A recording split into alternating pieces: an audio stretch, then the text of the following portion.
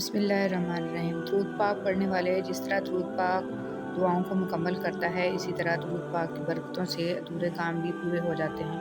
جو درود پاک پڑھنا نہیں چھوڑتا، انہیں اللہ اور اس کا رسول صلی اللہ علیہ وسلم بھی نہیں چھوڑتے۔ حضرت علی رضی اللہ تعالیٰ عنہ نے فرمایا، 3 چیزیں انسان کو اللہ سے دور کرتی ہیں: اپنے عمل کو زیادہ سمجھنا، اپنے گناہوں کو بھول جانا اور اپنے آپ کو سب سے بہتر سمجھنا۔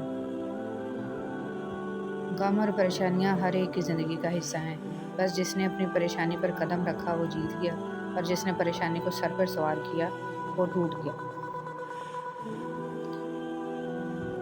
تم نماز کے لیے وقت نکالو، اللہ تمہاری زندگی سے برا وقت نکال دے گا۔ خدا نماز قائم کرنے کی توفیق عطا فرمائے، آمین۔ زندگی جتنی بھی مشکل ہو، دروازے کس قدر بھی بند ہوں، یقین رکھو اسی اللہ نے موسیٰ علیہ السلام کے لیے سمندر کو شق کر دیا، 2 حصوں میں بانٹ دیا۔ وہی اللہ تمام بند دروازوں کو کھولنے پر قادر ہے۔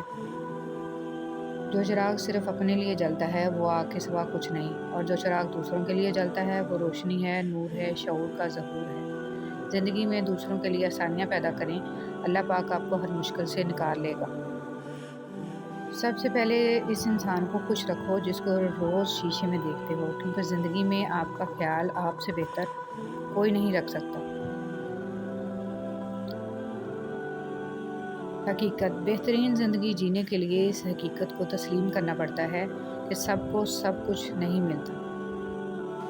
بڑوں کے تجربوں سے فائدہ اٹھائیں، اپنے بڑوں کے مشورے پر عمل کرو، اس لیے نہیں کہ وہ ہمیشہ سچ بولتے ہیں، بلکہ اس لیے کہ انہیں غلطیوں کا زیادہ تجربہ ہوتا ہے۔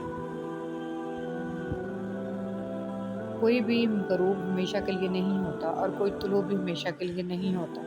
بہترین ہیں وہ لوگ جو زندگی کے عروج و زوال میں اپنے رب کی رضا پر شکر گزار رہتے ہیں۔ بسم اللہ الرحمن الرحیم۔ اللہ میری آج کی غلطیوں کو معاف کر دے، مجھے کل کی غلطیوں سے بچا لے اور مجھے آئندہ ہونے والی غلطیوں سے بچنے کی توفیق عطا فرما، آمین۔ جب انسان بے حد تکلیف میں ہوتا ہے اور مسکرا کر یہ کہتا ہے کہ میں نے یہ معاملہ اللہ کے سپرد کیا، تو یقین مانو فرش سے لے کر عرش تک ہر چیز لرز جاتی ہے۔ وہ آہ 7ویں آسمان تک پہنچ جاتی ہے۔ جب معاملہ اللہ کے سپرد کر دیا جائے تو ظالم بچ نہیں سکتا۔ وہ معاملہ ایسا حل ہوتا ہے کہ آپ گمان بھی نہیں کر سکتے۔ وہ رحمان اور رحیم تو ہے، مگر کیا تم نے سنا نہیں، وہ ذوالجلال بھی ہے۔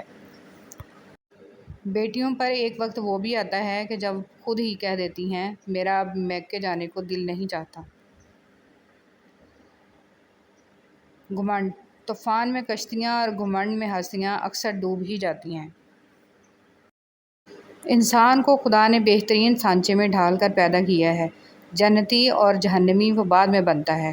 مولانا جلال الدین رومی۔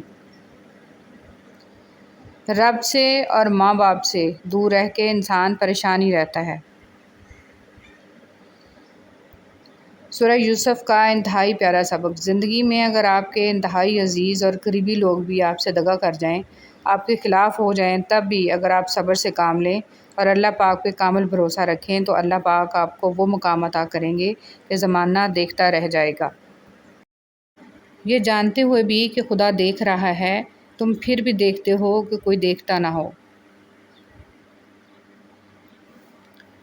گھر سونے چاندی سے نہیں، ہمیشہ اچھے اخلاق سے آباد ہوتے ہیں۔ جب انسان کسی رنج اور مصیبت میں اللہ سے شکوہ کرتا ہے تو اللہ فرماتا ہے کہ اس مصیبت کا شکوہ بیجا ہے، یہ مصیبت تو تجھے میری طرف متوجہ کر رہی ہے۔ تجھے شکوہ تو میری اس نعمت سے ہونا چاہیے جو تجھے مجھ سے بے نیاز بناتی ہے۔ مولانا رومی رحمۃ اللہ علیہ۔ ہو سکتا ہے تمہارے پاس کچھ نہ ہو بانٹنے کے لیے، مگر شکر کرنے کے لیے تمہارے پاس کوئی چیز لازمی ہوگی۔ اللہ یقین کرنے والوں کے لیے راستے بناتا ہے، اور جانتے ہو یقین والے کیسے ہوتے ہیں کہ جب ان کی دعائیں بھی ان کے مخالف ہو جائیں وہ تب بھی اللہ سے مانگنا نہیں چھوڑتے۔ ایسا یقین جب ساری دنیا ان کی آنکھوں کے سامنے بکھرتی ہوئی دکھائی دے رہی ہو، اور تب بھی وہ آسمان کی جانب دیکھ کر کہتے ہیں کہ ہمیں پتہ ہے تو ہمیں تھام لے گا۔ بہت سی باتیں ایسی ہوتی ہیں جن کے جواب میں ہم ٹھیک ہے کے علاوہ کچھ نہیں کہہ سکتے، جبکہ وہ کسی بھی طرح ٹھیک نہیں ہوتی۔ اللہ تعالیٰ کوئی نہ کوئی وسیلہ بنا دیتا ہے، وہ اپنے بندوں کو کبھی تنہا نہیں چھوڑتا۔ وہ معجزے جن کے انتظار میں تم ہو، وہ تم سے بھی زیادہ بےتابی سے تمہارے منتظر ہیں۔ تمہارے لیے راستے بھی بنا دیے گئے ہیں اور تمہاری دعاؤں کو سن بھی چکا ہے۔ تمہارے نصیب میں صبر کا سنہری صلہ لکھا جا چکا ہے۔ تمہارے آنسوؤں کی تمام گنتی کو مد نظر رکھ کر خوشیوں کا میلہ تمہارے نام کر دیا گیا ہے، کیونکہ جب بات اللہ پر کیے گئے یقین پر آ ٹھہرے تو معجزوں کا واقعہ ہونا لازم و ملزوم ہو جاتا ہے۔ درد اللہ سے بانٹ لو تو روح کو بھی سکون آ جاتا ہے۔ مجھے میرا اللہ کافی ہے، جس کے سوا کوئی الہ نہیں۔ میں اس پر بھروسہ کرتا ہوں اور وہی عرش عظیم کا مالک ہے۔ اگر اونچی جگہوں پہ ہی تعلق بنانے کا شوق ہے تو عرش کا مالک اللہ سب سے اونچی جگہ پہ ہے۔ دلوں کو سکون صرف اللہ کی یاد میں ہے۔ دنیا میں کروڑوں کتابیں ہیں، سب سے اعلیٰ کتاب قرآن پاک ہے۔ یہ فانی دنیا، زندگی سوچ سمجھ کر گزارو، کیونکہ جو آج مٹی کے اوپر کرو گے کل مٹی کے نیچے اس کا حساب بھی دینا پڑے گا۔